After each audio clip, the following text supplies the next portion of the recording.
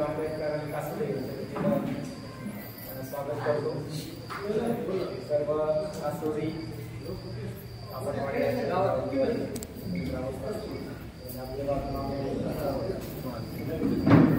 सर्वांचं पुन्हा एकदा स्वागत। त्याच्यामध्ये आपली जी 15 ऑगस्टची जी ग्रामसभा असते एक शासकीय ग्रामसभा असते आपली, काही शासकीय विषयाच्या मध्ये महत्वाचे असतात। शासनाला आपल्याला ठरवून दिले जाते त्या पद्धतीने आपण त्या ग्रामसभेमार्फत जे शासनाचे विषय आहेत आपण घेत असतो आणि आपल्यापर्यंत पोहोचत असतो। आजच्या ग्रामसभेचे अध्यक्ष माननीय ताई टेकोडे यांच्या अध्यक्षतेखाली आपण ग्रामसभा घेत आहोत। ताईच्या अनुमतीने ग्रामसभेची सुरुवात आपले जिल्हा परिषदेचे परिपत्रक आहे 15 ऑगस्ट 2025 रोजीच्या ग्रामसभा आयोजित करून संबंधित शासकीय विषय घेणे बाबत त्याच्यामध्ये विषयवार तुम्हाला काही ऐकवायचं पहिला विषय आहे नामसा ग्रामस्थ इन्फॉर्मेशन टेक्नॉलॉजी संदर्भात चर्चा करणे। समाजात एकल महिलाबाबत प्रचलित असलेल्या अनिष्ट रूढी परंपरा बंद करणे। तिसरा विषय घनकचरा साळपाणी व्यवस्थापन व प्लास्टिक व्यवस्थापन यामध्ये येणाऱ्या काळामध्ये जे आपला वित्त आयोग आहे त्याच्यामध्ये तरतूद करणे त्या संदर्भात काम असेल। राष्ट्रीय लोक अदालतीबाबत चर्चा करणे। 13 सप्टेंबर 2025 रोजी लोक अदालत आहे, त्या लोक अदालतीसाठी आपल्याला तयारी करायची।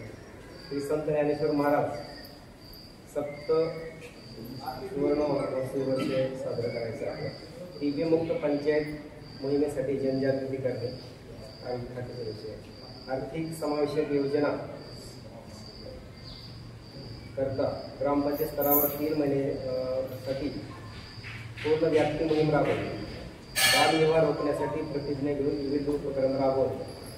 माझी वसुंधरा अभियान अंतर्गत सहभाग घेऊन शासन नियमानुसार काम करायचे। महाराष्ट्र रोजगार ग्रामीण हमी योजनेअंतर्गत लेबर बजेट तयार करणे व त्यांचे सामाजिक अंकेक्षण करणे। जागतिक तंबाखू नकार दिवस 2025 निमित्त धूरमुक्त किंवा तंबाखूमुक्त गाव मोहीम राबवणे। जनसुरक्षा मोहीम राबवण्याबाबत प्रधानमंत्री जनधन योजना प्रधानमंत्री जीवन ज्योती योजनेचा प्रकल्प त्याची जनजागृती करणे। धरती आबा जनजातीय ग्राम उत्कर्ष अभियान अंतर्गत करावयाच्या कामास मंजुरी देणे त्याचे वाचन करणे। मुख्यमंत्री समर्थ पंचायत अभियान त्याच्यामध्ये भाग घेणे। ग्रामपंचायत स्तरावरील ग्रामसभेत नियमित येणारे विषयचे वाचन करणे। त्याच्यामध्ये हे विषय शासनाने दिलेले आहेत। विविध योजना आपल्याकडे आहेत, आपल्याला बऱ्यापैकी ते योजना ज्ञात आहेत। त्याच्यापैकी एकल महिलांचा सध्याचा सर्वे आपण करतो आहोत। त्या सर्वेमध्ये ज्या गावात राहणाऱ्या महिलांची जी आकडेवारी आहे ती आकडेवारी शासनाने ऑलरेडी अशातही मार्फत केलेली आहे। त्या सर्वात एकल महिलांच्या संदर्भात विस्तारित सांगा म्हणजे नक्की कोण महिलांचे लक्षण। एकल महिला म्हणजे ज्या आपल्या विधवा परिपक्व असतात किंवा समजा त्याला मुलं पण आहेत परंतु ते सांभाळत नाही तर आई एकटी राहते, वडील एकटे राहतात, तर असे जे काही महिला आहेत बाबा ते एकटे राहतात गावात, तर अशा महिलांचा सर्वे शासनाने करून त्या संदर्भात शासन स्तरावर काहीतरी नियमावली करून त्यांना त्यांच्यासाठी कुठली योजना लॉन्च करायची का व त्याच्यावर कसं काम करायचं हे शासनाचं नियोजन चालू आहे। त्याच्यामध्ये बऱ्याच वेळेस काय होतंय नवऱ्यानं सोडून दिलं ते बाई वडिलाकडे वगैरे येते, भविष्यात वडिलाशी जमत नाही ते गावात एकटीच राहते। म्हणजे अशा स्वरूपाचे जे काही अडचणीतून बाजूला राहिलेले ज्या महिला आहेत तर ते निराधार समजा म्हणजे मुलातून सांभाळून ते निराधार झाले। त्या अशा काही महिलांचा सर्वे ऑलरेडी अशा काही मार्फत झालेला आहे। आपल्याकडे संख्या सांगते अशा काही केला अशा काही आहे काय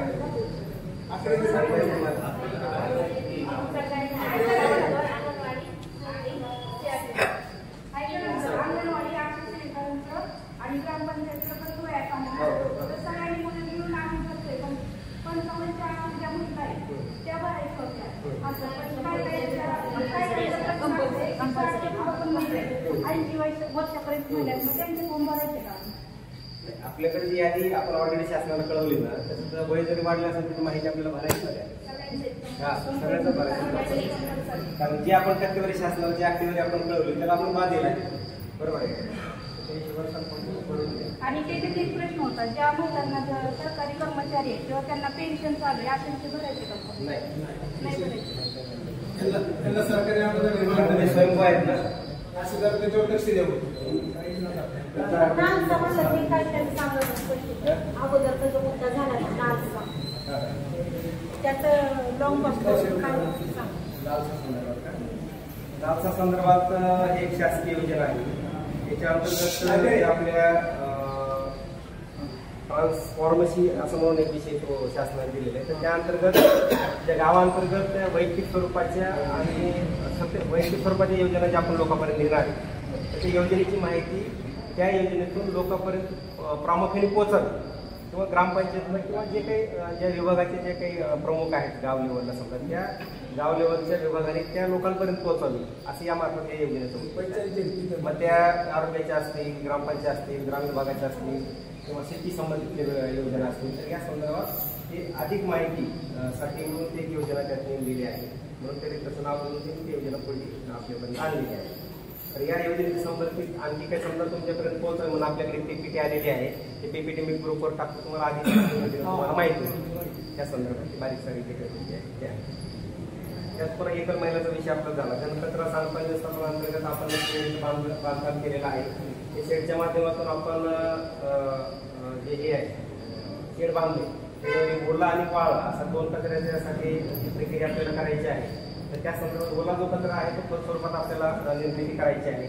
ओला आपण 5 लाख रुपयाचं शेड या बाजूच्या आपल्या याच्या एरियामध्ये बांधलेला आहे. तर त्या संदर्भात घंटागाडीत आपण एकत्र ते कचरा करून तुमचा ओला कचरा त्याच्यामध्ये टाकून ऑलरेडी खत करायची प्रक्रिया आपण चालू केलेली आहे. राहायला जो समजा ओला वाळला कचरा आहे तो आपण बाजूला डंप करतोय. त्यातले प्लॅस्टिक कचरा हा वेगळा करायचा आहे. वेगळा करून भांडवला आपल्याला प्लास्टिक संदर्भातला जो प्रकल्प शासनाने उभा केला आहे तो कचरा पोत्यामध्ये भरून आपण तो सगळा प्लास्टिक भांडवला पोहोचवणार आहोत. त्या संदर्भात त्यांची तशी विल्हेवाट लागेल. माझी अशी एक मागणी होती, गावात काही ठिकाणी कचरा असं उघड्यावर टाकला जिथं कचरा पडलेला असतो त्याच आजूबाजूच्या लोकांनी टाकले. तर त्यांना ग्रामपंचायतीने नोटीस दिली की बाबा कचऱ्याची गाडी येते तर त्या कचऱ्याच्या गाडीतच तुम्ही कचरा तो साठवून टाका. हा शक्यतो गाडी आपली चालते आपण स्पीकर वगैरे लावलेले आहे. त्याच्यामध्ये जनजागृती करता गाडी गावात त्याच्यामध्ये पण सार्वजनिक कचरा टाकू नका, संडे सार्वजनिक ठिकाणी टाकू नका या सारे जनरली आपल्याकडे होतो. तर त्या अनुषंगाने समजा आपण तुमच्यापर्यंत जनजागृती येतीच आहे. आता कचरा कुठं टाकावा कुठं टाकू नये एवढे आपल्याला पण राहिलेलो नाही ना आता बरोबर आहे का नाही. डिजिटल याच्यात जगतोय आपण आता लक्षात तुमच्या. त्याच्यामुळं कुठंही मानववस्ती असेल अशा सार्वजनिक ठिकाणी तुमचा स्वतःचा उतरडा असेल किंवा ग्रामपंचायत तुमचा वापरायचा कचरा असेल किंवा सार्वजनिक कचरा असेल हे टाकायला बंदी आहे. तुमचा वैयक्तिक कचरा हा जमा तुम्हाला करायचा आहे. घंटागाडी तुमच्या दारात रोज येते त्या घंटागाडीत तुम्हाला तो कचरा द्यायचा आहे. तसंच समजा जे हॉटेल्स आहेत त्या हॉटेलवाल्यांना आपण सगळ्यांना पत्र दिले तुमचा कचरा साठवून घ्या, बदलावाला वेगळा करा आणि त्या घंटागाडीमध्ये देऊन टाका असं पत्र वैयक्तिक पत्र सगळ्या हॉटेलवाल्यांना दिलेलं आहे. तर त्या संदर्भात आतापर्यंत जे काय समजा सार्वजनिक ठिकाणी ते कचरा असेल तर तो आपण उचलून घेऊया ग्रामपंचायतकडून. तर बाकी समजा सार्वजनिक ठिकाणी कुणी टाकणार नाही याची काळजी तुम्ही थोडी घेतली ते ग्रामस्थ म्हणून तर बरं होईल. विषय काय वाटतंय मला वाटतं की माझं गाव स्वच्छ पाहिजे बरोबर आहे आणि मी माझ्या घराचा परिसरच गाव ठेवतो. मला अधिकार आहे का सांगायचा. सगळ्यांचं आपला आपल्या घराचा परिसर स्वच्छ ठेवणार गाव आपण स्वच्छ होत चालणार. जे राहिलं सार्वजनिक ठिकाणी त्यासाठी आम्ही आहोत बरोबर आहे. या हिशोबाने आपल्याला गाव स्वच्छ आणि सुंदर करतात. जसं गावाला आपल्याला नैसर्गिक तास म्हणून चांगली आहे अलग लक्षात. त्याच्यामुळे कचरा कुठेही टाकून आपण स्वतःचा आणि गावाचं विद्युतीकरण करू नये अशी एक ग्रामसेवकाला ठीक आहे. या हिशोबाने आणखी कोणाची तक्रार संदर्भात समस्या आहे का.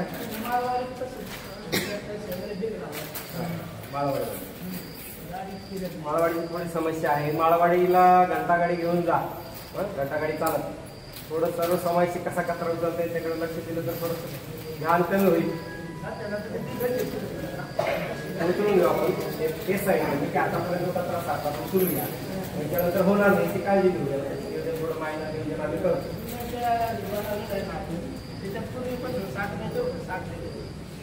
त्याच्यात आता हे हॉटेलचा वगैरे जास्त प्रमाणात कसं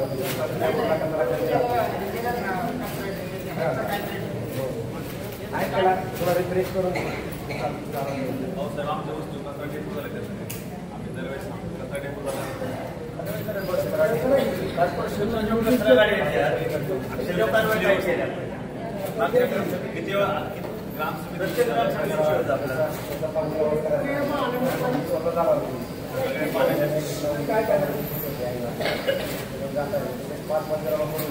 त्यानंतर आपण काय होते गाव स्वच्छ करण्याचा प्रयत्न करतात तुम्ही दुसऱ्याची गाणं आपली गाणं तुम्ही पण गाणं होते ना चालतं मी स्पॉट पंचनामा करतो आज